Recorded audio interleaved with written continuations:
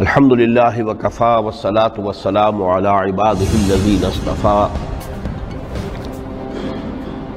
خصوصاً علی افضلهم وخاتم النبیین محمد الامین وعلی آلہ وصحبہ اجمعین اما بعد فقد قال اللہ تبارک وتعالی کما ورد فی سورۃ آل عمران اعوذ باللہ من الشیطان الرجیم بسم اللہ الرحمن الرحیم کل نفس ذائقۃ الموت وانما توفون اجورکم یوم القیامہ فمن زحزح عن النار وادخل الجنۃ فقد فاز وما الحیاۃ الدنیا الا متاع الغرور وقال عز وجل كما ورد في سورة العنكبوت وما هذه الحياة الدنيا إلا لهو ولعب وإن الدار الآخرة لهي الحيوان لو كانوا يعلمون صدق الله العظيم رب اشرح لي صدري ويسر لي أمري واحلل عقدة من لساني يفقهوا قولي اللہم ربنا الہمنا رشدنا واعذنا من شرور انفسنا اللہم ارنا الحق حقا وارزقنا اتباعہ وارنا الباطل باطلا وارزقنا اجتنابہ آمین یا رب العالمین۔ معزز حاضرین اور محترم خواتین، آج کی گفتگو کا جو عنوان ہے اس کا پس منظر آپ کے سامنے آ چکا ہے۔ متاع الغرور مرکب اضافی ہے، دھوکے کا سامان، اور یہ ترکیب قرآن مجید میں دو جگہ وارد ہوئی ہے۔ ایک تو سورہ آل عمران کی آیت 185 ہے جو میں نے ابھی تلاوت کی ہے، اور ایک پھر سورہ حدید کی آیت نمبر 20 ہے جس کا تذکرہ میں بعد میں کروں گا۔ دو مقامات پر متاع الغرور، دھوکے کا سامان، اس حیات دنیاوی کو قرار دیا گیا ہے۔ وَمَا الْحَيَاةُ الدُّنْيَا إِلَّا مَتَاعُ الْغُرُورِ، یہ دنیا کی زندگی سوائے دھوکے کے سامان کے اور کچھ نہیں۔ میں نے ساتھ ہی دوسری آیت جو تلاوت کی ہے وہ سورہ عنکبوت کی آیت ہے، اس لیے کہ یہ دھوکے کا سامان کس حوالے سے ہے، کس اعتبار سے یہ دنیا کی زندگی دھوکے کا سامان بنتا ہے، وہ اس آیہ مبارکہ کے بغیر بات واضح نہیں ہوگی۔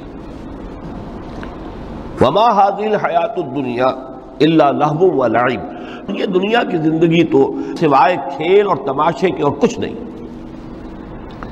وَإِنَّ دَارَ الْآخِرَةَ لَهِيَ الْحَيَوَانُ، اور اصل زندگی تو آخرت کی زندگی ہے۔ لو کانوا یعلمون، کاش کہ انہیں معلوم ہوتا۔ چار مقامات پر قرآن مجید میں اس دنیا کی زندگی کو لہو و لعب یا لعب و لہو سے تعبیر کیا گیا۔ دو جگہ متاع الغرور، چار جگہ لہو و لعب۔ لیکن کس اعتبار سے؟ غور طلب بات ہے۔ یہ دنیا کی زندگی اللہ نے ہمیں دی ہے، یہ کائنات اس نے بنائی ہے، اس میں اس نے ہمیں بھیجا ہے۔ ظاہر بات ہے کہ یہ تخلیق جو ہے یہ کسی کھلنرے کا کھیل نہیں ہے۔ ربنا ما خلقت ھذا باطلا، یہ کوئی وہم نہیں ہے، یہ حقیقت ہے، یہ واقعہ ہے، اللہ کی خلاقی کا مظہر ہے۔ پھر اس میں ہمیں، اس دنیا میں اس نے ہمیں خلافت کا مقام عطا کیا ہے۔ یہ تمام چیزیں اپنی جگہ پر ہیں، جن سے یہ حیات دنیا بھی ایک بہت بڑی حقیقت بن کر سامنے آتی ہے۔ یہ نہ وہم ہے نہ گمان ہے جیسا کہ بعض فلسفیوں کا خیال ہے،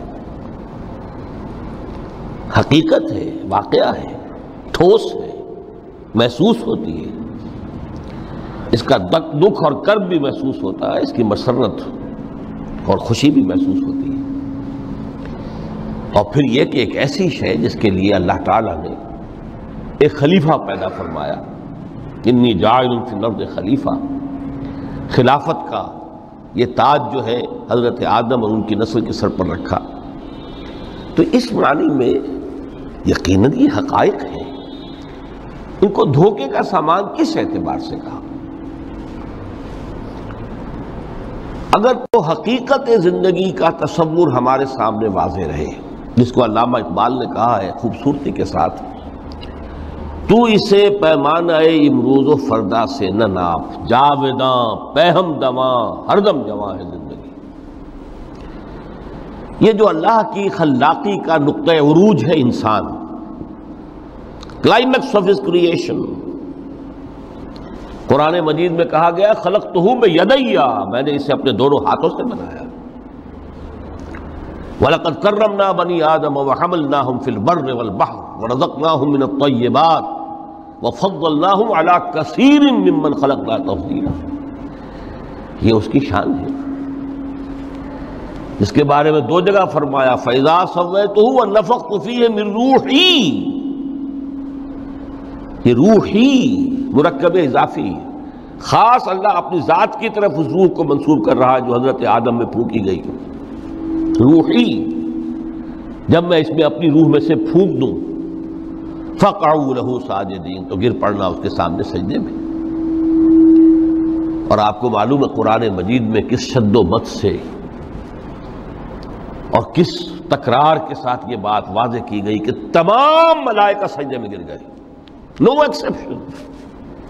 فَسَجَدَ الْمَلَائِكَةُ كُلُّهُمْ أَجْمَعُونَ، تین الفاظ جو ہیں تاکید کے لیے، سجدہ کیا الملائکہ، حصر ہے، الف لام لام حصر ہے، تمام فرشتوں نے سجدہ کیا۔ پھر کہیں تمہیں مغالطہ نہ رہ جائے کہ شاید جبرائیل نہ ہو اور بڑے نہ اسرافیل، نہیں، کلہم، سب کے سب۔ پھر مزید کہیں تمہیں شبہ نہ رہ جائے اجمعون، سب نے سجدہ کیا۔ وہ انسان جو ہے اس کی زندگی یہ 30 35 40 50 60 70 80 برس نہیں ہے، اس کی زندگی بہت طویل ہے، بہت طویل ہے۔ میں آج اس حیات انسانی کے دو پہلو تو وہ ہیں جو اکثر لوگوں کے علم میں ہیں، حیات دنیاوی یعنی دنیا میں پیدائش سے لے کر موت تک، یہ ایک وقفہ ہے۔ پھر یہ کہ اس کے بعد حیات اخروی ہے جس کا آغاز ہو جائے گا عالم برزخ سے، پھر بعث بعد الموت ہے، پھر حیات اخروی، یہ سب جانتے ہیں۔ لیکن یہ کہ اس دنیا میں آنے سے پہلے بھی ہم ایک زندگی گزار آئے ہیں، اور بدقسمتی سے اس کا تصور بہت کم لوگوں کو حاصل ہے۔ اور عہد حاضر کے جو ریشنلسٹ قسم کے عقلیت زدہ میں کہتا ہوں انہیں، یا عقلیت گزیدہ، عقلیت سے ڈسے ہوئے لوگ، وہ ان چیزوں سے اباع کرتے ہیں، دور بھاگتے ہیں۔ ہماری پہلی تخلیق ہوئی تھی عالم ارواح میں، الارواح جنود مجندہ، لشکروں کے لشکر تھے۔ آدم سے لے کر آخری انسان جو دنیا میں پیدا ہوگا قیامت تک، سب کی ارواح عالم ارواح میں پیدا کر دی گئی۔ وہاں عہد لیا گیا الست بربکم قالوا بلا، کیا میں تمہارا رب نہیں ہوں، مالک نہیں ہوں؟ ہم سب نے عہد کیا تھا، کیوں نہیں؟ شہید نہ ہم گواہ، یہ عہد الست۔ اور ظاہر بات ہے کہ عہد جو ہوتا ہے جب تک انسان کو اپنی ذات کا شعور نہ ہو، خود شعوری نہ ہو، آپ دنیا میں معاہدہ کرتے ہیں تو کہتے ہیں کہ بقائمی ہوش و حواس میں یہ عہد کر رہا ہوں، معاہدہ کر رہا ہوں، تو ظاہر بات ہے کہ اس وقت ہم تھے اور ہوش و حواس کے ساتھ تھے، خود شعوری کے ساتھ تھے، لیکن صرف ارواح تھی، جسد نہیں تھے۔ اور یہی ہے وہ مقام جس کے بارے میں حضور نے سے جب پوچھا گیا کہ متى وجبت لک النبوۃ یا رسول اللہ کے رسول آپ کو نبوت کب ملی؟ تو آپ نے فرمایا والآدم بین الماء والتین، ابھی آدم کا حیولہ جو ہے ابھی گارا گوندھ ہی رہا تھا، پانی اور گارے کے درمیان ہی تھے آدم، کہ میں اس وقت بھی نبی تھا۔ عالم خلق کا ابھی آغاز نہیں ہوا، ابھی عالم ارواح میں بھی جو تمام ارواح ہیں وہ اپنی امتیازی شان کے ساتھ ہیں۔ روح محمدی صلی اللہ علیہ وسلم، جس سے اگر نور محمدی کہیں تو غلط نہیں ہے، اس لیے کہ ارواح کا جو مادہ تخلیق ہے وہ نور ہے، جیسے فرشتوں کا مادہ تخلیق نور ہے۔ مسلم شریف میں حضرت عائشہ صدیقہ رضی اللہ تعالی عنہ سے روایت موجود ہے، اللہ نے فرشتوں کو نور سے پیدا کیا۔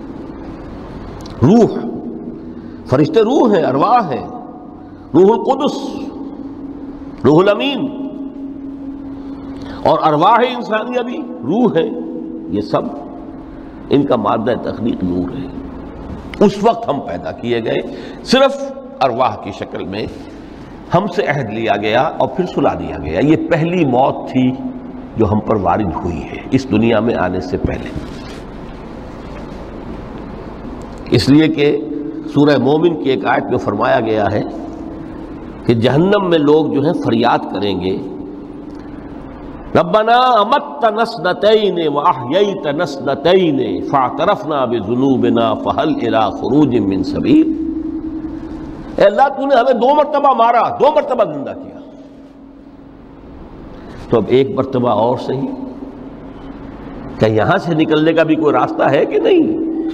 اتنے مراحل سے تو ہمیں لے کر آیا ہے، ایک مرحلہ اور سی۔ تو یہ 2 موتیں کون سی ہیں؟ پہلی موت وہ تھی جب ارواح کو موت کی نیند سلا دیا گیا۔ پھر عالم خلق، جسے آج سائنٹسٹ کہتے ہیں، جس کا نقطۂ آغاز ہے بگ بینگ، عالم ارواح اس سے پہلے کی شے ہے، اس تک سائنس نہیں پہنچ سکتی، وہ سائنس سے ماورا ہے۔ لیکن جہاں سے سائنس شروع ہوتی ہے وہ عالم خلق کا آغاز ہے، بگ بینگ سے۔ وہ پھر مختلف مراحل، تنزل کے مراحل بھی آئے، ارتقاء کا مرحلہ بھی آیا، تفصیل میں جانے کا موقع نہیں ہے۔ بہت سے تنزلات کے مراحل اور بہت سے ارتقاء کے مراحل طے کر کے آدم تیار ہوا ہے۔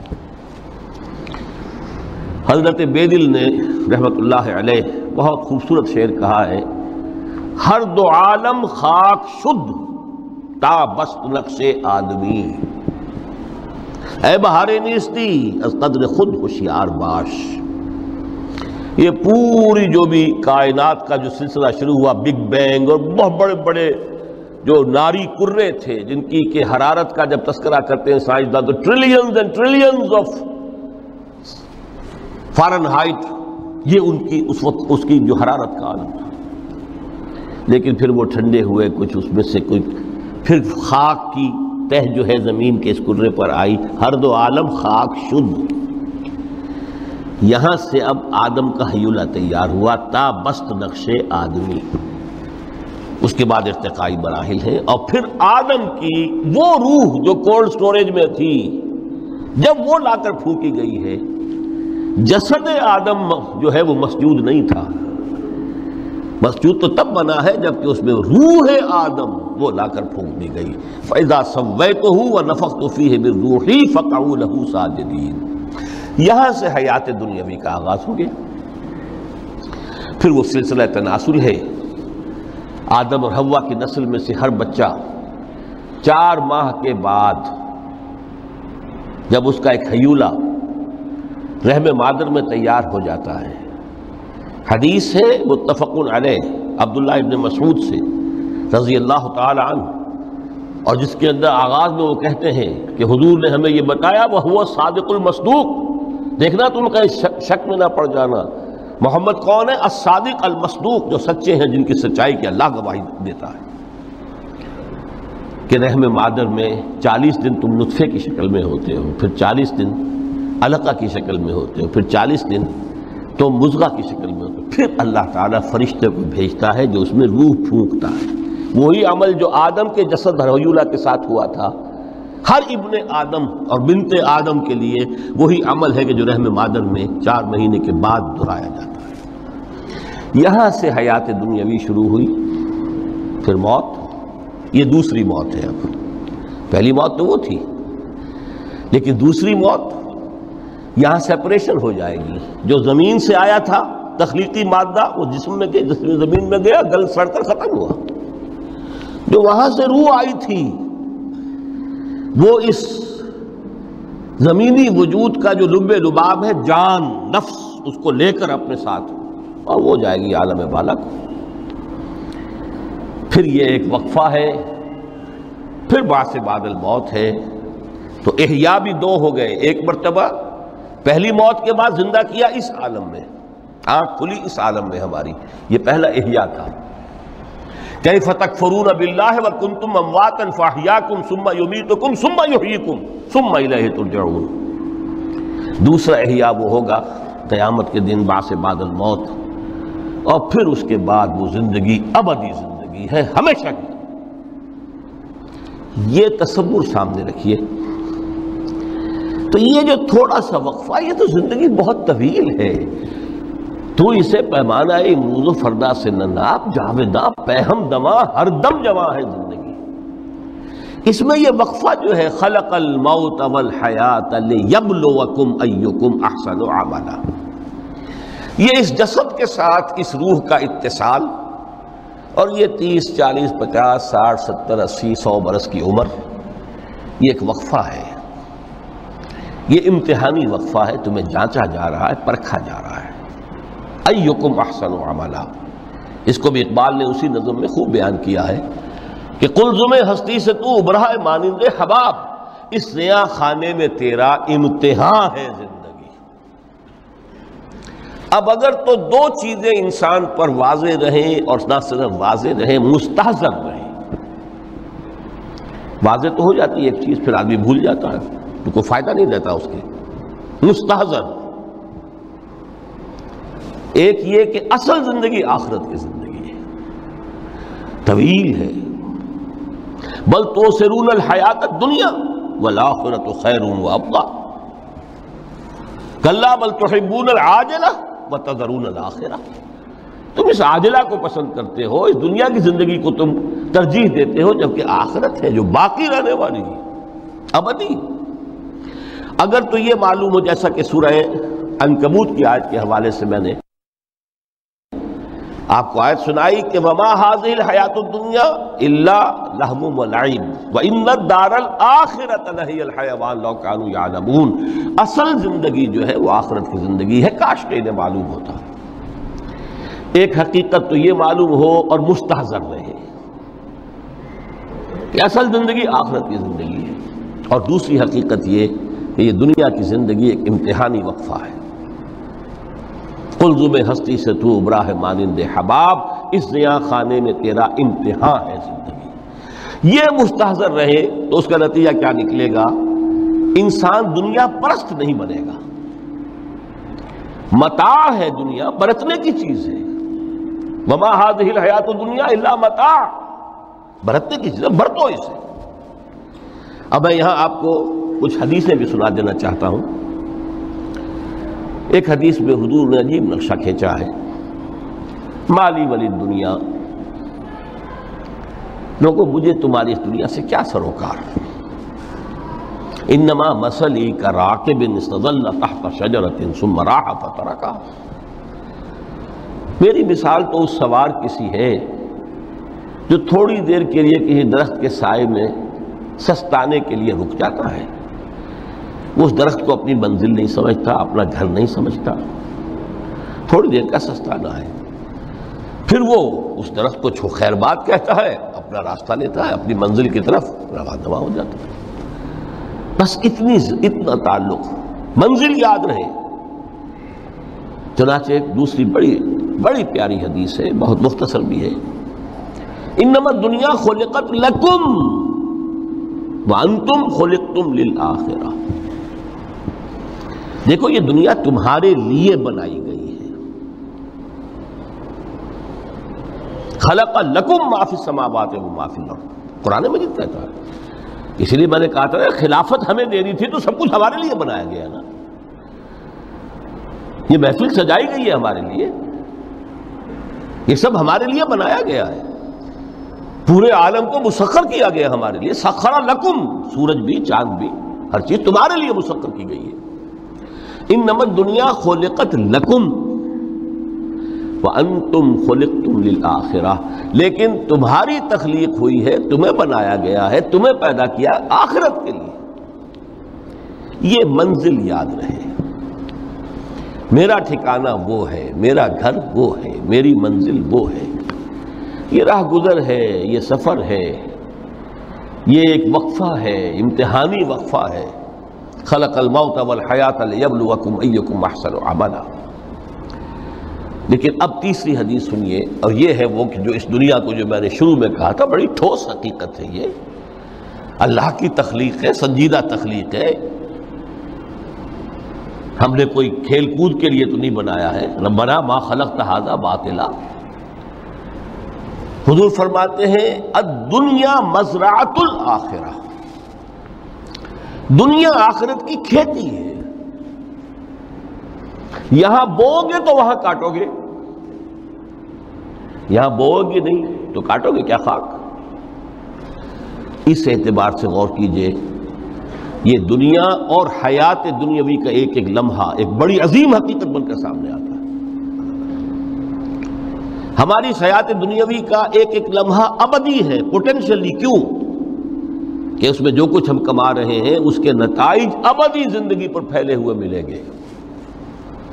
تو گویا کہ یہ جو ہے، یہ گھڑی محشر کی ہے، طور سے محشر میں ہے، بیشتر غافل عمل کوئی اگر دفتر میں ہے، یہاں کا ایک ایک لمحہ تمہارے لیے بہت قیمتی ہے، یہاں بو، محنت کرو، کاشت کرو تاکہ وہاں کاٹ سکو۔ الدنیا مزرعۃ الآخرہ۔ اب دیکھیے یہ جو انداز ہے قرآن کا، وَمَا الْحَيَاةُ الدُّنْيَا إِلَّا مَتَاعُ الْغُرُورِ، جو ہماری گفتگو کا آج عنوان ہے، اس کے دو نتیجے نکلتے ہیں عملاً۔ ایک نتیجہ جو صحیح ہے، جو قرآن نکالنا چاہتا ہے، جس کی طرف اسلام رہنمائی کرتا ہے، ایک ہے بالکل منفی نتیجہ جس کی اسلام نفی کرتا ہے۔ وہ منفی نتیجہ کیا ہے؟ دنیا دھوکے کی ٹٹی ہے، چھوڑو گھر گھرستی کو، دفع کرو، رب سے لو لگانی ہے، یہ شادی کر کے اور گھر گھرستی کا کھکیڑ مول لینا، کہاں ایک پیٹ کا پالنا، کہاں 10 پیٹ لگ جائے پیچھے، اسی میں آدمی جو ہے گم ہو کر رہ جاتا ہے۔ لہذا گھر گھرستی کو چھوڑو، تجدد کی زندگی گزارو۔ پھر یہ تمدن ہر جگہ شر ہے، برائی ہے، دھوکہ ہے، فریب ہے، جھوٹ ہے، دفع ہو جاؤ، جاؤ کہیں پہاڑوں کی چوٹیوں پر، کہیں غاروں میں، گپھاؤں میں، کہیں جنگلوں میں دھونی روا۔ یہ ہے اس کا ایک منطقی نتیجہ جو نکلا ہے دنیا میں، اور تقریباً تمام مذاہب عالم میں نکلا ہے۔ رہبانیت، جس کی جس شد و بد کے ساتھ نفی کی ہے محمد رسول اللہ صلی اللہ علیہ وسلم، لا رہبانیت فی الاسلام، اسلام میں کوئی رہبانیت نہیں، نفی ہے، مکمل نفی، لا رہبانیت فی الاسلام۔ فرمایا کہ النکاح من سنتی، یہ میری سنت ہے، میرا طریقہ ہے، گھر گھرستی کی زندگی اختیار کرنا یہ میری سنت ہے۔ 3 صحابہ پر کچھ اسی طرح کا غلبہ ہو گیا تھا۔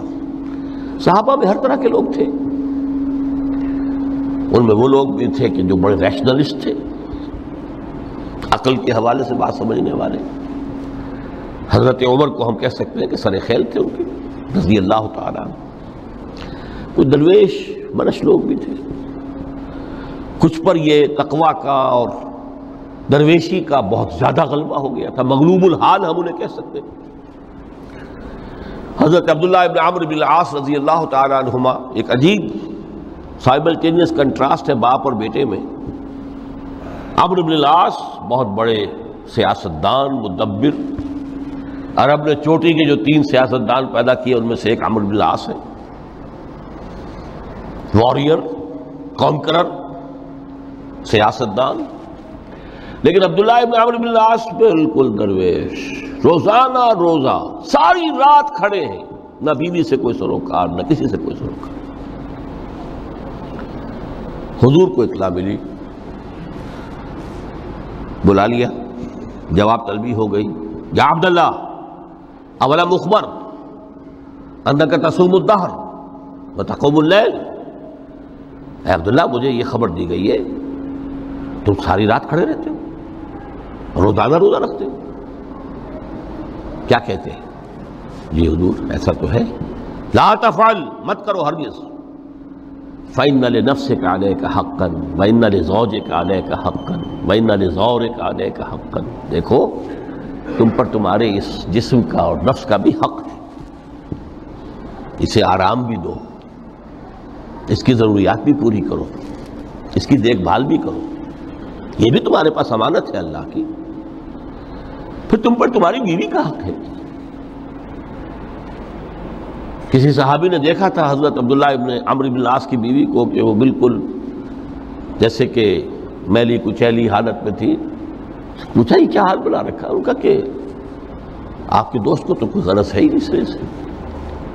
ظاہر بات ہے کہ مسلمان بیوی اور کس کے لیے وہ سنگھار کرے گی جب شوہر ہی کو کوئی دلچسپی نہ ہو، اس سے غرض ہی نہ ہو۔ لا تفعل، رات کو سو بھی، دیکھو مجھے میں رات کو سوتا بھی ہوں، نماز پڑھتا بھی ہوں، میں روزے رکھتا بھی ہوں، ناغے بھی کرتا ہوں۔ دیکھو زیادہ سے زیادہ ہفتے میں دو دن روزے رکھ لیا کرو، کہ حضور مجھے اور تھوڑی سی اجازت، اچھا ایک دن ناغا ایک دن روزہ، صوم داؤد، اس سے آگے کی اجازت نہیں۔ اسی طرح 3 حضرات سراس رہبتن آتا ہے حدیث میں، بخاری شریف کی روایت ہے، ان پر بھی کوئی ایسا ہی غلبہ ہوا رہبانیت کا اور ترک دنیا کا۔ انہوں نے آ کے ازواج مطہرات سے معلوم کیا آپ کتنی رات نماز پڑھتے ہیں، کتنا دو سوتے ہیں، مہینے میں کتنے آپ روزے رکھتے ہیں نفلی۔ انہوں نے کوئی، وہاں تو کھلی کتاب تھی سیرت محمد صلی اللہ علیہ وسلم، جو کچھ تھی حقیقت بیان کرتے۔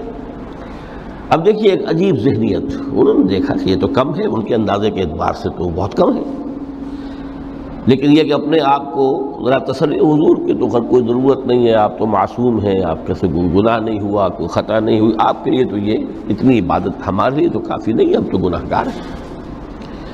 ایک نے عہد کیا کہ میں کبھی نہیں سوؤں گا، رات بھر کھڑا رہوں گا۔ دوسرے نے کہا کبھی ناغا نہیں کروں گا، ہر روز روزہ رکھوں گا۔ تیسرے نے کہا میں شادی بیاہ کے کھکیڑ میں پڑوں گا نہیں۔ حضور کو اطلاع مل گئی، طلب فرمایا، ڈانٹا آپ نے، آپ لوگوں نے یہ کہا ہے؟ جی ہاں ہم نے کہا تو ہے۔ واللہ، خدا کی قسم میں تم میں سب سے بڑھ کر متقی ہوں،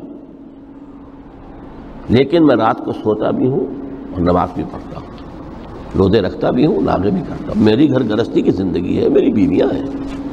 من رغب عن سنتی فلیس منی، یہ ٹکڑا جو جوڑ دیا جاتا ہے نکاح کے خطبے میں اس حدیث کے ٹکڑے کے ساتھ، یہ دو علیحدہ حدیث ہے بالکل، النکاح من سنتی، اور یہ ٹکڑا اس طویل حدیث کا ہے، من رغب عن سنتی فلیس منی، جو میری سنت کو پسند نہیں کرتا پھر اس کا مجھ سے کوئی تعلق نہیں۔ یہ تو میں نے احادیث کے حوالے سے آپ کو وہ جو منفی طرز عمل، گریز، دنیا سے تعلق منقطع کرنا، پسپائی، گریز، فرار، اور اس کا نتیجہ کیا نکلتا ہے کہ دنیا پھر شریروں کے لیے رہ گئی، کھیلیں کودیں عیش کریں۔ جو سلیم الفطرت نیک لوگ تھے وہ تو گئے، لہذا ان کو اب کوئی روک ٹوک کرنے والا ہی نہیں، کوئی پوچھنے تاشنے والا نہیں، ظالم جو چاہے ظلم کرے اور جس طرح چاہے شریر جو ہے شرارتیں کرے۔ قرآن مجید میں سورہ حدید اس اعتبار سے نہایت عظیم صورت ہے، نہایت عظیم صورت ہے کہ وہاں یہ آیت بھی بہت ہی شاندار انداز میں آئی ہے، متاع الغرور والی، خاصی طویل آیت بن کر آئی ہے، اور جیسا کہ میں نے عرض کیا 4 جگہ تو حیات دنیاوی کو کہا گیا ہے صرف لہو و لعب یا لعب و لہو، لیکن یہاں جو ہے آیت نمبر 20، اعلموا انما الحیات الدنیا لعب و لہو و زینت و تفاخر بینکم و تکاثر فی الاموال والاولاد۔ 5 الفاظ کے حوالے سے اس حیات دنیاوی کے کچھ حقائق بیان کیے گئے، عام طور پر سرسری طور پر لوگ گزر گئے ہیں۔ محاورتاً جب بھی آتا ہے معاملہ لہو و لعب، لعب و لہو، وہ تو 4 جگہ ہے، یہاں 3 الفاظ مزید آئے ہیں، اور ترکیب کیا؟ پہلے لعب ہے پھر لہو ہے۔ سورہ عنکبوت میں لہو و لعب یہ در حقیقت ایک طرح سے محاورے کی شکل اختیار کر گیا، تماشا اور کھیل، لیکن نہیں، یہاں ترتیب کچھ اور ہے۔ اس پر اگر آپ غور کریں گے تو یہ ایک عجیب سا نقشہ سامنے آتا ہے۔ حیات دنیاوی کے 5 ادوار، جن میں سے ہر دور میں ایک شے انتہائی اہم ہوتی ہے، توجہ کا مرکز بنی ہوتی ہے۔ ابتدائی دور ہے، بالکل بچہ بھی ہے، کھیل، بس لعب، اس کے سوا اسے کوئی زندگی سے سروکاری نہیں، زندگی کے تلخ حقائق ابھی اسے معلوم نہیں۔ بھوک لگی تو رو پڑے، ماں نے دودھ پلانا ہے، کھلانا ہے، ان سے تو کچھ نہیں کرنا اس نے، وہ لعب، کھیل۔ لیکن تھوڑا سا آگے چلتے ہیں، ٹین ایجر سٹیج میں جب داخل ہوتا ہے آدمی، تو اب وہ نرا کھیل، معصومانہ کھیل نہیں رہتا، اس میں تلذذ، سینشول گریٹیفیکیشن کا عنصر شامل ہو جاتا ہے۔ اب اس نے کہا لہو، اعلموا انما الحیات الدنیا لعب و لہو۔ ذرا آگے بڑھیے تو انسان پر سب سے زیادہ دھن سوار ہو جاتی ہے، بناؤ سنگھار، میرا لباس فیشن کے مطابق ہو، کہیں ایسا نہ ہو مذاق اڑے۔ اپنے لباس کے بارے میں بہت کانشیس ہوگا، اپنے ہیئر کٹ کے بارے میں بہت کانشیس ہوگا، ہر چیز کے بارے میں بہت کانشیس۔ زینت، بناؤ سنگھار، آرائش، زیبائش۔ اس سے ذرا آگے گئے، تکاثر فی الاموال والانفس، تفاخر بینکم۔ یہ سمجھیے کہ تقریباً 30 برس کی عمر جب انسان کی ہوتی ہے، اب فخر، تفاخر، یا دولت پر فخر ہوگا، یا نسب پر فخر ہوگا، یا اپنی کسی سیاسی حیثیت پر فخر ہوگا، اپنی چودراہٹ پر فخر ہوگا۔ تفاخر بینکم، جس میں جان میں چونکہ توانائی ہوتی ہے، قوت ہوتی ہے، لیکن اس کے بعد جب عمر ڈھلی، بڑا ریئلسٹک ہو جاتا ہے انسان۔ پھر یہ جو 4تھی سٹیج تھی، اس میں تو یہ کہ مونچھ نیچی نہ ہو، چاہے سب کچھ میں اپنا خرچ کر دوں، داؤ پہ لگا دوں، لیکن مونچھ نیچی نہیں ہوگی۔ آخری سٹیج وہ ہوتی ہے کہ پھر ہوکا لگ جاتا ہے آدمی کو، تکاثر فی الاموال والاولاد، مال اور اولاد کی کثرت کثرت کثرت۔ اب یہ ہوتا ہے کہ مونچھ نیچی کیا، مونڈ بھی دی جائے تو کوئی حرج نہیں، مال آنا چاہیے، ویری ریئلسٹک۔ اور اسی حال میں انسان ہوتا ہے، آخری پارے کی صورت نے پھر اس میں ایڈ کر کے اس کے اوپر مہر لگا دی، الہاکم التکاثر حتی زرتم المقابر۔ یہ تکاثر جو ہے پیچھا نہیں چھوڑتا، اتنی دولت بھی ہے کہ آپ کی 10 نسلیں کھا سکے اطمینان سے بیٹھ کر، تب بھی صبر نہیں ہوتا۔ بڑے میاں کی ٹانگیں جو ہیں وہ قبر میں لٹکی ہوئی ہیں، لیکن تکاثر جو ہے، تکاثر مال، وہ پیچھا نہیں چھوڑتا۔ حتی زرتم المقابر، یہاں تک کہ قبروں تک جا پہنچے، قبر میں اتار دیا جائے، جب تک ٹانگیں صرف لٹکی ہوئی ہیں اس وقت تک نہیں۔ اس کے بعد تشبیہ دی ہے کہ یہ حیات دنیاوی کا جو ایک سائیکل ہے، اعلموا انما الحیات الدنیا لعب و لہو و زینت و تفاخر بینکم و تکاثر فی الاموال والاولاد۔ اب اس کو کمپیئر کیا ہے پلانٹ کنگڈم میں جو سائیکل چل رہا ہے۔ یہ ہمارا سائیکل ہے 60-70 برس کا، بچہ پیدا ہوا، خوشیاں منائی گئیں، پھر وہ لڑکپن سے، پھر ٹین ایجر سٹیج سے، پھر جوانی ہے، پھر ادھیڑ عمر ہے، اور پھر بڑھاپا ہے، اور پھر قبر میں اتارا جانا ہے۔ لیکن یہ کہ پلانٹ کنگڈم میں سائیکل چلتی ہے، کمثل غیث اعجب الکفار نباتہ ثم یہیج فتراہ مصفرا ثم یکون حطاما۔ یہ 4 سٹیج ہیں۔ جیسے بارش برستی ہے تو سبزہ نمودار ہوتا ہے، اور کاشتکار کو بڑا اچھا لگتا ہے، اس نے بیج بویا تھا، اس نے محنت کی تھی، اس نے ہل چلایا تھا، اعجب الکفار نباتہ، اس کو بہت اچھا لگتا ہے، دل باغ باغ ہو جاتا ہے۔ جیسے آپ کے یہاں بیٹا ہوا پوتا ہوا خوشیاں مناتے ہیں آپ. کمثل غیث اعجب الکفار نباتہ ثم یہیج، پھر وہ فصل اپنی پوری قوت کو پہنچتی، فصل لہرا رہی ہے. فتراہ مصفرا، پھر وہ زرد ہو جاتی ہے، وہ ہریاول اب ختم ہوئی، اب فصل پک گئی ہے، اب وہ زردی پر آ گئی ہے. ثم یکون حطاما، پھر وقت آتا ہے اگر وہ خضرو گھاس ہے تو پھر وہ چورا چورا ہو کر پھر وہ مٹی میں مل جاتی ہے، اور اگر فصل ہے تو کھیتی کٹ گئی، اس کے بعد کیا رہ گیا وہاں؟ وہ چورا ہی رہ جاتا ہے باقی. یہ لائف کا سائیکل چل رہا ہے، 3 مہینے کا ہو 4 مہینے کا ہو، یہ ہے پلانٹ کنگڈم کا، وہ ہے سائیکل انسانی زندگی کا. اب فرمائی ٹیپ کی بات جو ہے، وَفِي الْآخِرَةِ عَذَابٌ شَدِيدٌ وَمَغْفِرَةٌ مِّنَ اللَّهِ وَرِضْوَانٌ. دیکھو دنیا کی زندگی تو ان سٹیجز سے ہو کر گزر ہی جانی ہے. جو پیدا ہوا ہے اس پر بڑھاپا بھی آئے گا، موت بھی آئے گی. کل نفس ذائقۃ الموت، جو سورہ آل عمران کی 185ویں آیت کا پہلا جملہ تھا. ہر انسان کو جو پیدا ہوا موت آنی ہے. اب یہ ہے کہ وہ کہیں آپ نے محل میں گزار لی زندگی، کسی کٹیا میں گزار لی زندگی، کسی کی فٹ پاتھ پر گزر گئی زندگی. زندگی گزر جاتی ہے، گزرتی ہے، اور ان 5 سٹیجز میں سے ہو کر گزرتی ہے. آپ گندی گلیوں میں بچوں کو کھیلتے ہوئے دیکھتے ہیں، وہ بھی کھیل رہے ہوتے ہیں،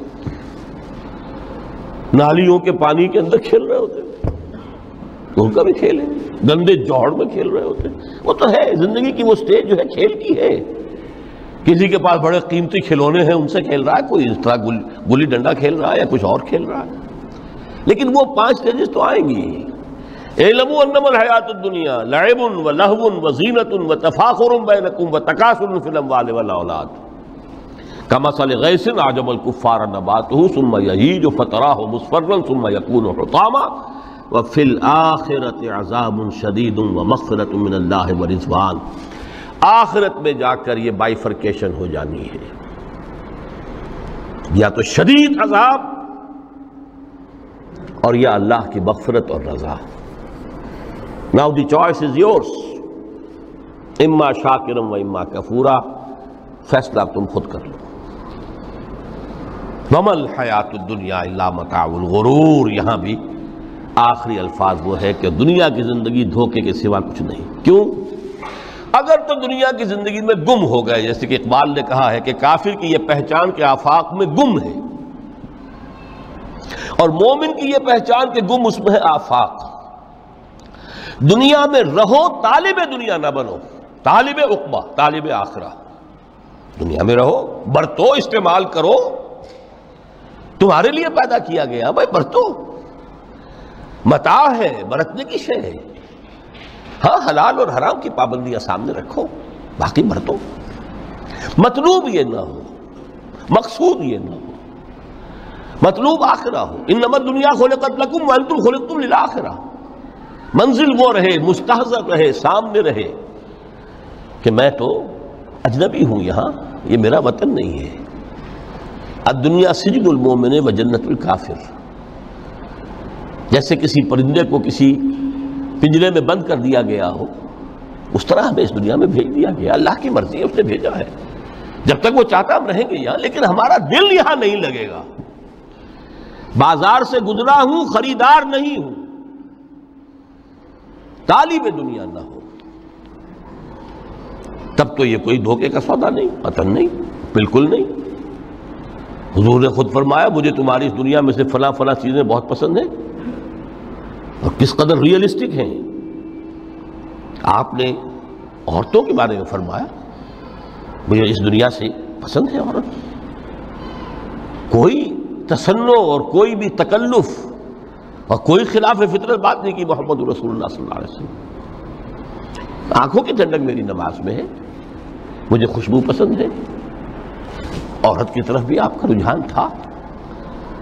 قرآن مجید میں آتا ہے نا، اے نبی اب کوئی اور نکاح آپ نہیں کریں گے. وَلَوْ أَعْجَبَتْكَ حُسْنُهُنَّ، چاہے ان کا حسن جو ہے وہ آپ کو اچھا لگے، اب اجازت نہیں ہے مزید، بس فل سٹاپ. جتنے نکاح ہو چکے. تو یہ دنیا کو حضور نے صلی اللہ علیہ وسلم دنیا پر سوار رہو، دنیا کو اپنے اوپر سوار نہ ہونے دو، بس بات صرف یہ ہے. کافر کی یہ پہچان کہ آفاق میں گم ہے۔ اسی لیے سورہ کہف کا ایک مرکزی مضمون ہے، پہلے رکوع میں بات آتی ہے اِنَّا جَعَلْنَا مَا عَلَى الْأَرْضِ زِینَةً لَهَا لِنَبْلُوَهُمْ أَيُّهُمْ أَحْسَنُ عَمَلًا۔ ہم نے اس دنیا پر جو کچھ ہے، یہ اسکائی اسکریپرز بن گئے ہمارے زمانے میں، اور یہ شاندار بلڈنگز ہیں، اور یہ کچھ ہے، ہم نے زینت اور زیبائش اور آرائش بنا دیا ہے تاکہ آزمائیں۔ انہی کے حسن کے شکار ہو جاتے ہو اور ان کے پرستار بن کر رہ جاتے ہو۔ رخ روشن کے آگے شمع رکھ کر وہ یہ کہتے ہیں، ادھر جاتا ہے دیکھیں یا ادھر پروانہ آتا ہے، پھر بھی اللہ ہی کے عاشق بنے رہو، اللہ ہی سے محبت کرو تو کامیاب ہو گئے، دنیا کو برتو۔ اگر دنیا یہ عروس ہزار داماد جو ہے، اگر کہیں یہ محبوبہ بن گئی تو گئے، ختم۔ اچھا دیکھیے اس سورہ حدید میں اب یہ دنیا کی حقیقت کو اس طرح بیان کر کے دو نتیجے جو اس سے نکلتے ہیں ان کو علیحدہ علیحدہ بیان کر دیا۔ ایک نتیجہ جو میں بیان کر چکا، رہبانیت، ترک دنیا، اس کی نفی کرتے ہوئے فرمایا وَلَقَدْ أَرْسَلْنَا نُوحًا وَإِبْرَاهِيمَ وَجَعَلْنَا فِي ذُرِّيَّتِهِمَا النُّبُوَّةَ وَالْكِتَابَ فَمِنْهُمْ مُهْتَدٍ وَكَثِيرٌ مِّنْهُمْ فَاسِقُونَ ثُمَّ قَفَّيْنَا عَلَىٰ آثَارِهِمْ بِرُسُلِنَا وَقَفَّيْنَا بِعِيسَى ابْنِ مَرْيَمَ وَآتَيْنَاهُ الْإِنجِيلَ وَجَعَلْنَا فِي قُلُوبِ الَّذِينَ اتَّبَعُوهُ رَأْفَةً وَرَحْمَةً وَرَهْبَانِيَّةً ابْتَدَعُوهَا مَا كَتَبْنَاهَا عَلَيْهِمْ۔ اصل مضمون یہ تھا جس کے لیے تمہید اتنی لمبی باندھی، ہم نے نوح کو بھیجا، ابراہیم کو بھیجا، ان کی اولاد میں ہی نبوت اور کتاب رکھ دی، پھر ان کے نقش قدم پر ہم نے اٹھایا عیسیٰ ابن مریم کو، انہیں انجیل دی، اور جو لوگ ان پر ایمان لائے ان کے دلوں میں رحمت اور رافت کے جذبات پیدا کر دیے، انسانی ہمدردی۔ حضرت عیسیٰ کا جو اپنا مزاج تھا، ظاہر بات ہے کہ آپ کے حواریین اور آپ پر ایمان لانے والوں میں اسی کا ایک عکس پیدا ہونا تھا، لہذا وہ ایک خاص کیفیت، لیکن فرمایا ایک شے کو انہوں نے بدعت کے طور پر ایجاد کر لیا، وَرَهْبَانِيَّةً ابْتَدَعُوهَا مَا كَتَبْنَاهَا عَلَيْهِمْ۔ رہبانیت کی انہوں نے بدعت ایجاد کر لی، یہ انہوں نے کی ہے، ہم نے یہ ان پر فرض نہیں کی تھی۔ یہ ہے وہ منفی نتیجہ، گریز، خانقاہوں میں جا کر بیٹھ جاؤ، موناسٹسزم، تجرد کی زندگی گزارو۔ نتیجہ اس کا کیا نکلتا ہے کہ بظاہر راہب اور راہبائیں رہ رہی ہیں اور رہ رہے ہیں، اور اندر جو حرام کاری کے بازار چل رہے ہیں، اور تہخانوں کے اندر حرامی بچوں کی قبروں کے قبرستان بنے ہوئے۔ ہسٹری آف کرسچین موناسٹسزم پر کتابیں پڑھ لیجیے، خود انہوں نے اپنے سارے جو ہیں بخیے ادھیڑ کر خود رکھ دیے۔ یہ رہبانیت، یہ اسلام کا راستہ نہیں ہے۔ احادیث کے حوالے سے میں آپ کے سامنے پہلے بیان کر چکا ہوں، میں بعد میں تھوڑا سا عرض کروں گا کہ ہمارے ہاں بھی یہ رسم کیوں آئی اور کیسے آئی۔ الحمدللہ اس درجے میں نہیں آئی جس درجے میں کہ کرسچینٹی میں آئی ہے، الحمدللہ ثم الحمدللہ، لیکن کسی درجے میں اگر آئی ہے تو کیوں آئی ہے یہ میں بعد میں عرض کروں گا۔ لیکن اس کا مل حیات الدنیا الا متاع الغرور کا دوسرا نتیجہ کیا ہے؟ پہلا نتیجہ تھا گریز کا، پسپائی کا، فرار کا، معاشرے سے نکل بھاگنے کا، تاکہ معاشرے میں اشرار کھل کھیلیں، جو چاہیں کریں۔ ایک راستہ یہ ہے، ترک دنیا کے معنی ہیں ترک لذات دنیاوی، آسائشوں کو ترک کرنا، سختیاں جھیلنا، کس لیے؟ تاکہ دنیا سے ظلم کا خاتمہ ہو، باطل کا تختہ الٹ دیا جائے، ظلم کا استیصال۔ ظاہر بات ہے ظالم آسانی سے ظلم نہیں چھوڑے گا، ایکسپلائٹر وعظ و نصیحت سے اپنے ایکسپلائٹیشن سے باز نہیں آئے گا۔ شاذ ہوتے ہیں اس طبقے کے اندر بھی یقیناً کچھ سلیم الفطرت لوگ ہوتے ہیں، جیسے طبقہ اشرافیہ سے تھے حضرت ابوبکر رضی اللہ تعالیٰ عنہ، سلیم الفطرت انسان تھے، وہ کوئی غلاموں کے طبقے سے تو نہیں تھے، کوئی فقراء کے مساکین کے طبقے میں سے نہیں تھے، اونچے طبقے میں سے تھے، عشرہ مبشرہ اکثر و بیشتر اس طبقے سے تھے۔ لیکن بائی اینڈ لارج وہ جو طبقہ ہوتا ہے یا تو وہ اپنے جبر اور استبداد کا تخت جو ہے جما کر بیٹھا ہوا ہے لوگوں کی گردنوں کے اوپر، پولیٹیکل ریپریشن ہے یا اکنامک ایکسپلائٹیشن ہے، استحصال، محنت لوگ کریں کھائیں گے ہم، عیش ہم کریں گے، محنت کسان کرے جا کے کھیت میں، ہم لے آئیں گے اپنا حصہ اور عیش کریں گے، یا کوئی سوشل ڈسکریمنیشن ہے، یہ اونچا ہے یہ نیچا ہے، یہ تو پیدا ہی ہوا ہے شودر، یہ اس سے نکل ہی نہیں سکتا، اور یہ پیدا ہوا برہمن، یہ تو اونچا ہے۔ اس تینوں قسم کے ظلم، اس کا خاتمہ کرنا، اس کے لیے جد و جہد کی ضرورت ہے، جہاد کی ضرورت ہے، قتال کی ضرورت ہے، اور جہاد و قتال آپ نہیں کر سکتے جب تک کہ لذات دنیاوی سے کنارہ کشی نہ کریں، جب تک کہ اپنی بیلٹ کو ٹائٹ نہ کریں، جب تک کہ اپنی ضروریات زندگی کو کم نہ کریں۔ ضروریات زندگی کم کریں گے تو تفریغ الاوقات ہوگا، جو تبلیغی بھائیوں کی اصطلاح ہے بہت اہم، اپنے وقت کو فارغ کر سکیں گے۔ اس وقت کو فارغ کریں گے تو پھر وہ جد و جہد، وہ محنت، وہ جہاد، اس کے لیے آپ کے پاس وقت ہوگا، اس کو آپ لگا سکیں گے۔ پھر اس میں جب سخت سے سخت منزلیں آئیں گی تو اس میں میدان میں مقابلہ بھی ہوگا، جان کی بازی بھی کھیلنی پڑے گی، اس میں قید و بند کا وقت بھی آ سکتا ہے۔ 3 برس تک اگر محمد عربی صلی اللہ علیہ وسلم پورے خاندان بنی ہاشم کے ساتھ، بدترین اسیری سمجھ لیجئے شیب بنی ہاشم میں جو رہیں، یہاں تو اسیروں کو آپ راشن تو دیتے ہیں، کھانا تو دیتے ہیں، وہاں تو اصل جو ہے وہ تو دونوں طرف سے گھاٹی کا منہ بند کر دیا گیا تھا، سیل تھی کہ کوئی شے جو ہے وہ جانے نہ پائے اندر۔ 3 برس، جس میں کہ وہ وقت بھی آیا ہے کہ سوکھے ہوئے چمڑے ابال ابال کر اس کا پانی جو ہے بلکتے ہوئے بچے، پھول جیسے بچے بنی ہاشم، ان کے حلق میں ٹپکایا گیا ہے، اور کچھ نہیں۔ کچھ تھے لوگ، حکیم بن حزام جیسے رضی اللہ تعالیٰ عنہ، بعد میں ایمان بھی لے آئے۔ حضرت خدیجہ رضی اللہ تعالیٰ عنہ کے چونکہ وہ قریبی رشتہ دار تھے، وہ پہاڑ کو کراس کر کے چوٹی پر سے اتر کر کچھ کبھی کبھی کھانے پینے کی چیز پہنچا دیتے تھے۔ یہ سارے مراحل آئیں گے۔ یہ جو ہے یہ مثبت ہے، ترک دنیا وہ نہیں۔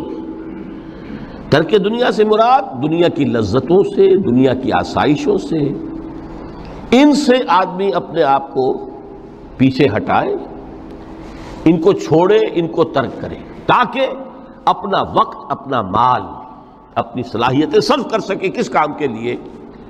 اب اس کے لیے دیکھیے آیت نمبر 25 ہے یہ سورہ حدید کی۔ لَقَدْ أَرْسَلْنَا رُسُلَنَا بِالْبَيِّنَاتِ، ہم نے اپنے رسولوں کو بھیجا واضح چیزوں کے ساتھ۔ بینہ وہ شے جو از خود ظاہر ہو۔ آفتاب آمد، دلیل آفتاب۔ جب سورج طلوع ہو گیا وہ خود اپنے وجود پر دلیل ہے، اس کے لیے کسی اور اضافی دلیل کی ضرورت نہیں کہ سورج موجود ہے، وہ تو ہے، سب کو نظر آ رہا ہے۔ تو بینات سے مراد معجزے بھی ہیں، اور وہ تعلیم جو ہے بنیادی دین کی کہ جو فطرت انسانی کی جانی پہچانی ہوئی شے ہے، دونوں پر اس کا اطلاق ہو جائے گا۔ لقد ارسلنا رسلنا بالبینات وانزلنا معهم الکتاب والمیزان، اور ہم نے ان کے ساتھ کتاب اتاری، میزان اتاری۔ یہ سب کچھ کس لیے کیا؟ لیقوم الناس بالقسط، تاکہ لوگ عدل پر قائم ہوں۔ یہ ہے سول آبجیکٹو۔ یہ نہیں بس ہماری کتاب پڑھ لیا کرے، ختم قرآن ہو گیا، اللہ اللہ دعا مانگ لی، چھٹی۔ قائم کرو اس کو، وہ میزان عدل نصب کرو، ہر ایک کو وہی تل کر ملے جو اس کا حق ہے، اور ہر ایک سے وہ لیا جائے کہ جو اس کے ذمہ واجب ہے۔ اگر یہ نہیں تو بابا پھر سب کہانیاں ہیں، شریعت اور دین اور نماز اور روزہ اور حج، کوئی حیثیت ان کی نہیں۔ اچھی طرح سن لیجئے میری بات، قرآن مجید میں کہلوایا گیا حضور سے، قُلْ يَا أَهْلَ الْكِتَابِ لَسْتُمْ عَلَىٰ شَيْءٍ حَتَّىٰ تُقِيمُوا التَّوْرَاةَ وَالْإِنجِيلَ وَمَا أُنزِلَ إِلَيْكُم مِّن رَّبِّكُمْ۔ اے نبی ان سے کہہ دیجئے، اے کتاب والو تمہاری کوئی حیثیت ہی نہیں، ہماری نگاہوں میں تمہارا کوئی مقام ہی نہیں جب تک کہ تم قائم نہیں کرتے تورات کو اور انجیل کو اور جو کچھ کے نازل کیا گیا تمہاری طرف تمہارے رب کی طرف سے. قائم کرو، پھر آؤ ہم سے بات کرو، ہم سے دعا کرو، ورنہ دفع ہو جاؤ. Nothing doing. They don't care for you. لستم على شيء حتى تقيموا التوراة والإنجيل وما أنزل إليكم من ربكم. اب قانون خداوندی تو بدلتا نہیں ہے، نہ فرام پرسن ٹو پرسن، نہ فرام نیشن ٹو نیشن، نہ فرام امہ ٹو امہ، اٹل ہے. وَلَن تَجِدَ لِسُنَّتِ اللَّهِ تَبْدِيلًا وَلَن تَجِدَ لِسُنَّتِ اللَّهِ تَحْوِيلًا. سنت اللہ تو ایک ہے. اب اس آیت کو ذرا پڑھیے. قُلْ يَا أَهْلَ الْقُرْآنِ لَسْتُمْ عَلَىٰ شَيْءٍ حَتَّىٰ تُقِيمُوا الْقُرْآنَ وَمَا أُنزِلَ إِلَيْكُم مِّن رَّبِّكُمْ. کہہ دو اے محمد کہ اے قرآن والو تمہاری کوئی حیثیت نہیں ہے ہمارے سامنے جب تک کہ تم قرآن کو قائم نہیں کرو. پڑھ لو اور اس کے قرات کے مقابلے منعقد کرا لو اور سونے کے تاروں سے اسے لکھ لو اور اس کو جو چاہو کر لو، کوئی حیثیت نہیں. قائم کرو اس قرآن کو، اس کے نظام کو، اس کے قانون کو، جو حضرت ابوبکر نے فرمایا تھا. پہلا خطبہ جو دیا ہے آپ نے بیعت خلافت کے بعد، تم میں ہر قوی میرے نزدیک ضعیف ہوگا جب تک کہ اس سے حق وصول نہ کر لوں، اور ہر ضعیف قوی ہوگا جب تک کہ اسے اس کا حق دلا نہ دوں. سورہ شورى میں حضور سے کہلوایا گیا قل وَأُمِرْتُ لِأَعْدِلَ بَيْنَكُمْ، مجھے یہ حکم ہوا ہے کہ میں تمہارے مابین عدل قائم کروں. میں واعظ بن کر نہیں آیا، میں بدھ مت کے بھکشو بنانے کے لیے نہیں آیا تمہیں. ہاں انقلابی عمل میں ایک مرحلہ آتا ہے، بدھ مت کے بھکشو بننا پڑتا ہے کچھ عرصے کے لیے، تیاری کا مرحلہ، وہ میں ابھی بعد میں ذرا بیان کر دوں گا. لیکن مستقل نہیں ہے یہ بدھ مت کے بھکشو. یہ بدماش جس طرح چاہیں کھل کھیلیں، ظالم جس طرح چاہیں لوگوں پر ظلم کرتے رہیں، تشدد اور جبر کا جس طرح سے چاہے معاملہ کریں، استحصالی نظام جس طرح ہوتا ہے چلتا رہے.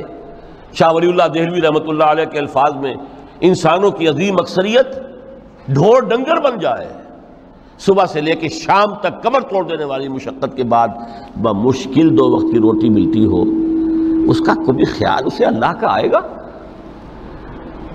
کبھی اللہ سے لو لگا سکے گا؟ دنیا نے تیری یاد سے بیگانہ کر دیا تو اس سے بھی دل فریب ہے غم روزگار کے. اس لیے حضور نے فرمایا کاد الفقر ان یکون کفرا، یہ فقر جو ہے یہ تو انسان کو کفر تک پہنچا دیتا ہے. عدل قائم کرو. تو دیکھیے یہ آیت انتہائی گمبھیر آیت ہے قرآن مجید کی سورہ حدید کی. جس طرح وہ آیت متاع الغرور والی جس شان کے ساتھ سورہ حدید میں آئی ہے، اعلموا انما الحیات الدنیا لعب ولہو وزینۃ وتفاخر بینکم وتکاثر فی الاموال والاولاد کمثل غیث اعجب الکفار نباتہ ثم یہیج فتراہ مصفرا ثم یکون حطاما وفی الآخرۃ عذاب شدید ومغفرۃ من اللہ ورضوان وما الحیات الدنیا الا متاع الغرور. لیکن اس کا نتیجہ کیا نکلنا چاہیے؟ لقد ارسلنا رسلنا بالبینات وانزلنا معهم الکتاب والمیزان لیقوم الناس بالقسط. Now prepare for the shock. میرے نزدیک میرے علم کی حد تک شاید دنیا کی کوئی انقلابی کتاب نہ ہو جس نے اس قدر عریاں طور پر کھل کر یہ کہا ہو کہ ظالموں کی سرکوبی کرو، کچلو ان کے سر. وانزلنا الحدید، ہم نے لوہا بھی اتارا ہے. ایک وقت آتا ہے ظلم نہیں ختم ہوتا جب تک کہ لوہے کی طاقت ہاتھ میں نہ آئے. انزلنا الحدید، ہم نے صرف کتاب ہی نہیں اتاری ہے، لوہا بھی اتارا ہے. فیہ باس شدید، اس میں جنگ کی صلاحیت ہے. ومنافع للناس، لوگوں کے لیے کچھ اور منفعتیں بھی ہیں. کوئی توا پرات چمٹا یہ بھی بنا لو، ٹھیک ہے، لیکن اصلاً یہ اسلحہ کے لیے. وانزلنا الحدید، اسی تو سورہ حدید کا نام حدید ہے. فیہ باس شدید ومنافع للناس ولیعلم اللہ من ینصرہ ورسلہ بالغیب. اللہ دیکھنا چاہتا ہے کون ہے اس کے وفادار بندے تو اس لوہے کی طاقت کو ہاتھ میں لے کر مدد کرتے ہیں اس کی اور اس کے رسولوں کی غیب میں ہونے کے باوجود۔ ان اللہ قوی عزیز، ویسے اللہ قوی ہے، عزیز ہے، آنے واحد میں کفر کو ختم کر دے جب چاہے،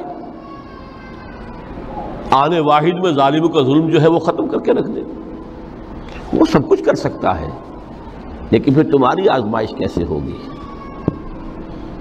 کیسے معلوم ہوگا ہوز ہو، کس کا کیا مقام تھا، کس کے پاس کتنا یقین کا سرمایہ تھا، کس کے ایمان کی گہرائی اور گہرائی کا کیا عالم تھا، کس نے ہمارے دین کے لیے کیسی کیسی قربانیاں جھیلی ہیں۔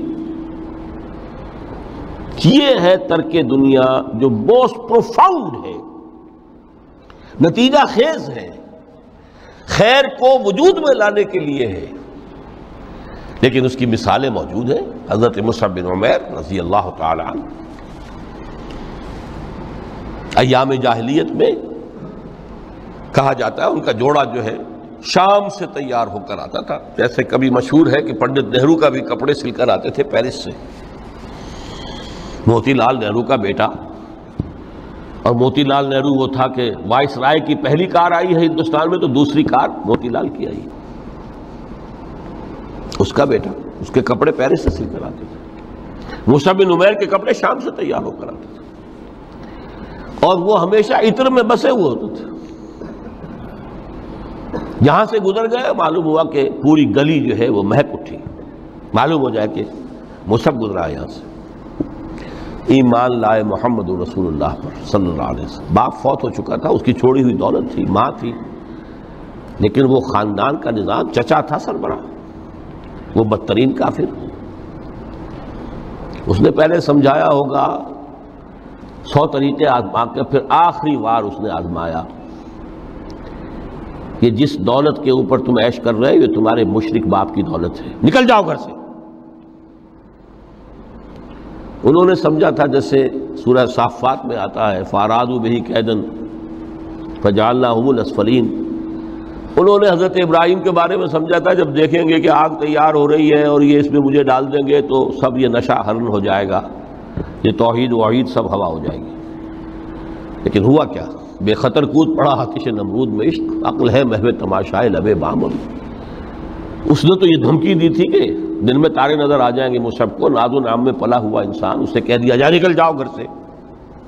اٹھ کر چلنے لگے، اس کا تیش جو ہے اور اچھا یہ کپڑے بھی اسی مشرک باپ کے ہیں، اتارو ان سب کو۔ مادر ذات برہنہ ہو کر گھر سے نکلے، مادر ذات۔ پھر وہی ہے کہ جن کے نام قرائے فال بنام من دیوانہ زدند، بیعت عقبہ اولا ہوئی ہے، لوگوں نے کہا کہ ہمیں کوئی مقری دیجئے قرآن پڑھانے والا جو ہمیں قرآن پڑھائے۔ حضور نے فرمایا جاؤ مصعب۔ وہ مصعب وہاں جا کر مدینے میں المقری بن گئے، جا المقری، وہ آ رہا پڑھانے والا۔ اور 1 سال کی محنت، دعوت اور تبلیغ اور قرآن کے پڑھانے کے نتیجے میں اگلے سال 75 افراد لا کر حضور کی جھولی میں ڈال دی۔ یہ مصعب ہے۔ شہادت ہوئی ہے غزوہ بدر میں۔ ایک مرتبہ اس سے پہلے کا واقعہ بھی ہے کہ حضور مسجد میں تشریف فرما تھے، سامنے سے حضرت مصعب گزرے، ایک پھٹا ہوا سا کمبل جسم کے گرد لپیٹا ہوا تھا۔ حضور کی آنکھوں میں آنسو آ گئے۔ از کجا تاب کجا، یہ دیوانہ جو ہے اللہ کا اور رسول کا اور دین کا کہاں سے کہاں پہنچا ہے۔ غزوہ احد میں علم ان کے ہاتھ میں ہے، جس ہاتھ میں علم ہے وار پڑا، کٹ گیا، دوسرے سے پکڑا، اس کو بھی کٹ گیا، پھر دونوں جتنے بچ گئے تھے حصے ان سے سنبھالا، پھر شہید ہو گئے۔ جسم پر صرف ایک چادر تھی، اوپر سے جسم ننگا تھا، صرف ستر کے لیے چادر۔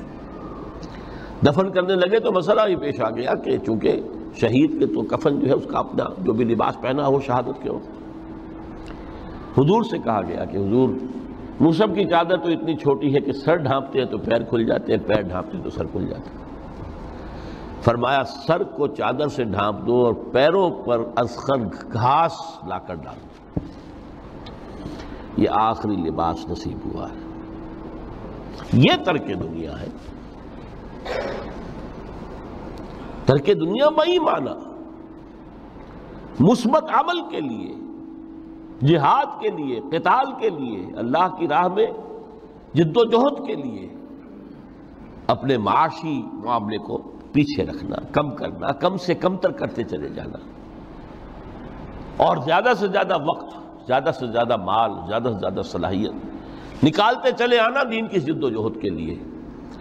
یہ ہے در حقیقت کہ جو ترک دنیا ہے پروفاؤنڈ، نتیجہ خیز، ظلم کے استیصال کے لیے، حق کا بول بالا کرنے کے لیے، عدل کے نظام کو برپا کرنے کے لیے یہ جد و جہد کی جائے، یہ ہے مثبت نتیجہ کہ جس کی طرف قرآن ہمیں لانا چاہتا ہے۔ ورنہ آج اقبال نے جو کہا کہ اسی قرآن میں ہے اب ترک جہاں کی تعلیم، جس نے مومن کو بنایا مہو پروی کا امیر۔ ہمارے ہاں بھی وہ خانقاہی نظام آیا، اگرچہ اس درجے نہیں آیا، یہ واقعہ ہے۔ کرسچن منسٹسزم نے جس طرح کی شکلیں اختیار کی تھی وہ ہمارے یہاں نہیں آیا، اللہ کا فضل ہے، اللہ کا شکر ہے، لیکن آیا ضرور ہے۔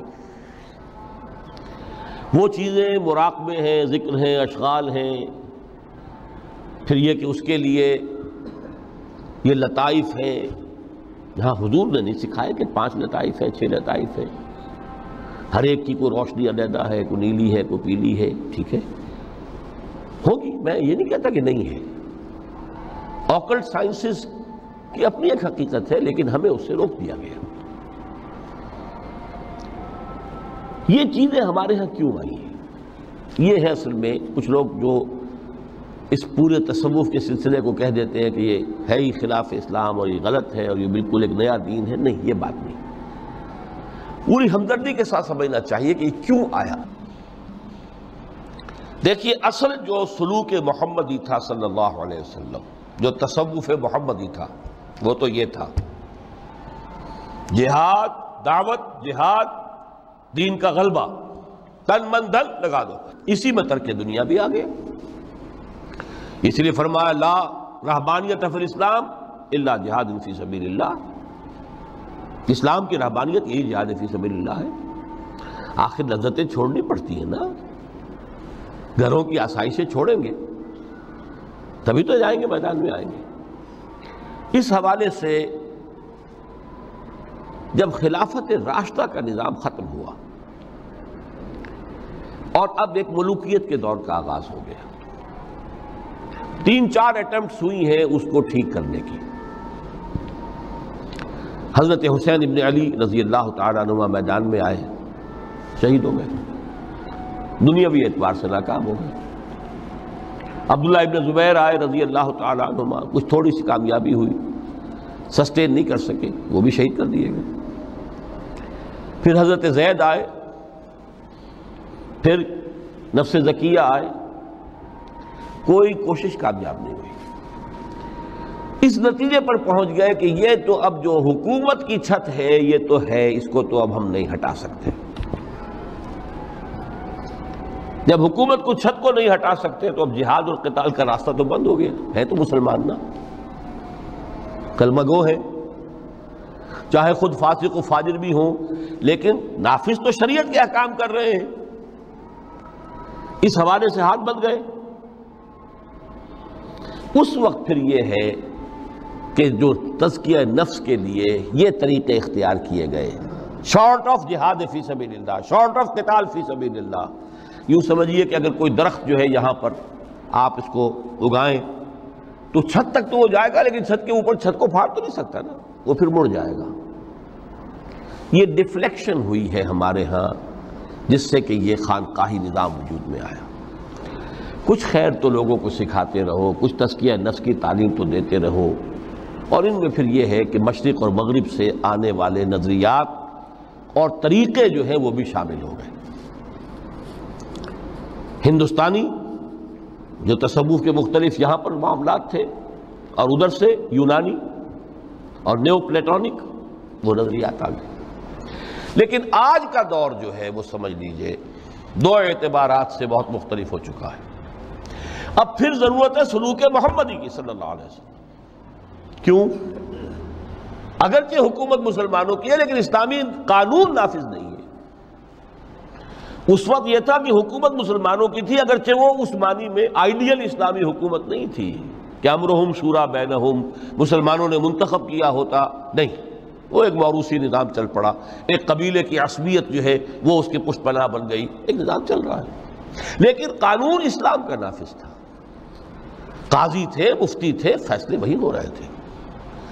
آج یہ کہ اگرچہ حکومت مسلمانوں کی ہے، قانون جو ہے قرآن کا نافذ نہیں ہے۔ اور نمبر دو، آج انسان کا جو سوشل کانشسنس ہے، اجتماعی شعور، وہ ترقی کر کے اس سطح تک پہنچ چکا ہے کہ ہر شہری کو حق حاصل ہے کہ نظام کو بدلنے کی کوشش کرے۔ پہلے یہ ہوتا تھا کہ آپ نظام کی اصلاح کرنے کے لیے کھڑے ہوئے تو سمجھتے تھے کہ یہ حکومت کو ختم کرنا چاہتے ہیں، یہ باغی ہے۔ حضرت حسین کو باغی کہا گیا رضی اللہ تعالیٰ عنہ۔ اب باغی جو ہے واجب القتل ہے، اسی لیے تو آخر کلمہ گو تھے وہ جنہوں نے شہید کیا حضرت حسین کو رضی اللہ تعالیٰ عنہ۔ اس وقت پر یہ کانسیپٹ تھا ہی نہیں کہ اسٹیٹ علیحدہ شے ہے، گورنمنٹ علیحدہ شے ہے۔ We are against the government, not against the state. آج تصور جو ہے بالکل کلیئر کٹ ہو گیا ہے، ہم وفادار ہیں ریاست پاکستان کے، حکومت پاکستان کے نہیں۔ حکومت پاکستان کو بدلنا ہمارا حق ہے، اور اس بدلنے کے دو طریقے ہیں، یا ایک انتخابات کا ذریعہ ہے یا پھر ایجیٹیشن کا ذریعہ ہے، بشرطے کہ ایجیٹیشن پیسفل ہو،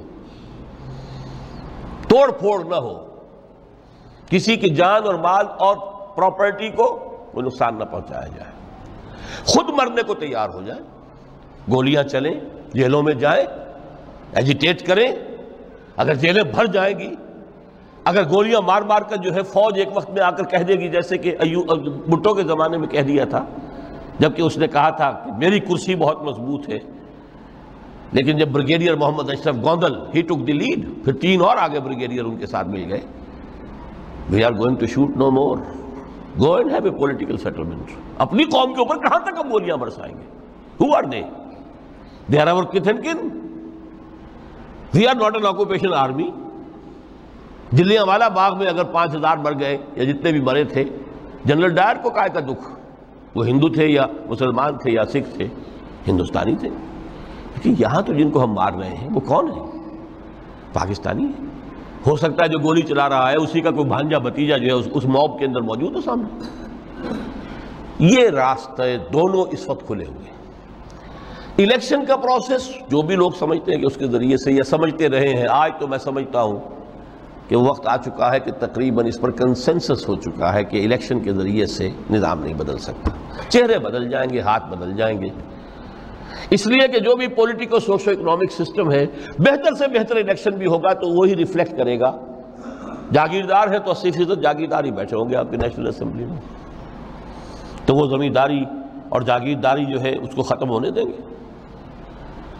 ایجیٹیشن کا راستہ ہے، لیکن یہ کہ وہ ایجیٹیشن کرنے کے لیے پہلے میدان میں وہ لوگ آئیں جو اپنی ذات پر اپنے گھر میں دین نافذ کر چکے ہوں، اپنی معاش کو پاک کر چکے ہوں، اپنی معاشرت کو درست کر چکے ہوں۔ یہ دو کام اگر نہیں کیے تو بہتر ہے گھر میں بیٹھے رہیں، باہر نہ نکلیں، دین کا نام نہ لیں، وہ دین کو بدنام کریں گے۔ یہ مرحلہ طے کر لیں اور پھر ایک بنیان مرصوص بن کر، نہیں عن المنکر بالید، جب تک طاقت کافی نہیں ہے اس وقت تک دعوت ہے، تبلیغ ہے، خوشامد ہے۔ وَلْتَكُن مِّنكُمْ أُمَّةٌ يَدْعُونَ إِلَى الْخَيْرِ وَيَأْمُرُونَ بِالْمَعْرُوفِ وَيَنْهَوْنَ عَنِ الْمُنكَرِ وَأُولَٰئِكَ هُمُ الْمُفْلِحُونَ۔ یہ سب زبان سے ہوگا، ہاتھ سے نہیں۔ جب طاقت کافی ہوگی تو اب ہاتھ سے ہو۔ اب ہم یہ کام نہیں چلنے دیں گے، اب یہ بینک نہیں چلیں گے، گھیراؤ کریں گے، نہیں چلنے دیں گے۔ یہ اخبارات میں جو فحاشی کے سمجھیے کہ وہ رنگین صفحات نہیں نکلنے دیں گے، پکیٹنگ ہو جائے گی۔ کئی دن تک کراچی میں جنگ کا گھیراؤ کیا گیا تھا MQM کی طرف سے، اور صرف یہ بات تھی کہ ہماری خبریں صحیح شائع نہیں کر رہا ہے۔ جب نہیں نکلنے دیا گیا جنگ، اس کے بعد صورت یہ ہو گئی کہ الطاف صاحب کو چھینک بھی آتی تھی تو پہلے صفحے پہ لکھا ہوتا تھا۔ لیکن کریں نا، میدان میں آئے نا لوگ، یہ ہے اصل میں وہ تصوف کہ جو اب بالکل سلوک محمدی صلی اللہ علیہ وسلم کا جو اصل سلوک تھا وہ تصوف تھا، وہ ترک دنیا، مالی ولی دنیا، انما مثلی کراکب استظل تحت شجرۃ ثم راح فترکھا، اس کے ضمن میں فرمایا گیا ہے سورہ توبہ کی میں آیت نمبر 24 آپ کو سنا، فرمایا قل ان کان آباؤکم وابناؤکم واخوانکم وازواجکم وعشیرتکم واموال اقترفتموها وتجارۃ تخشون کسادها ومساکن ترضونها احب الیکم من اللہ ورسولہ وجہاد فی سبیلہ فتربصوا حتی یاتی اللہ بامرہ واللہ لا یہدی القوم الفاسقین۔ اے نبی ان سے کہہ دیجئے لوگو اگر تمہیں اپنے باپ اور اپنے بیٹے اور اپنے بھائی اور اپنی بیویاں یا بیویوں کے لیے شوہر اور اپنے رشتہ دار اور وہ مال جو تم نے بڑی محنت سے جمع کیے ہیں اور وہ کاروبار جن کی کساد کا تمہیں اندیشہ رہتا ہے کہیں مندہ نہ ہو جائے، اور وہ بلڈنگیں، وہ حویلیاں، وہ کوٹھیاں جو تمہیں بڑی پسند ہیں، بہت چاؤ سے بنائی ہیں، ڈیکوریٹ کی ہیں، ڈیکوریشن پیسز کہاں کہاں سے لا کر ڈرائنگ روم میں رکھے ہیں، اگر یہ 8 چیزیں محبوب تر ہیں اللہ سے اور اس کے رسول سے اور اس کی راہ میں جہاد سے، فتربصوا تو جاؤ انتظار کرو، دفع ہو جاؤ، بیٹھو ادھر، حتی یاتی اللہ بامرہ، یہاں تک کہ اللہ اپنا فیصلہ سنا دے، واللہ لا یہدی القوم الفاسقین، اللہ ایسے فاسقوں کو ہدایت نہیں دیتا۔ یہ ہے ترک دنیا، یہ ساری محبتیں جو ہیں جیسے علامہ اقبال نے کہا یہ مال و دولت دنیا یہ رشتہ و پیوند، بتان وہم و گما لا الہ الا اللہ۔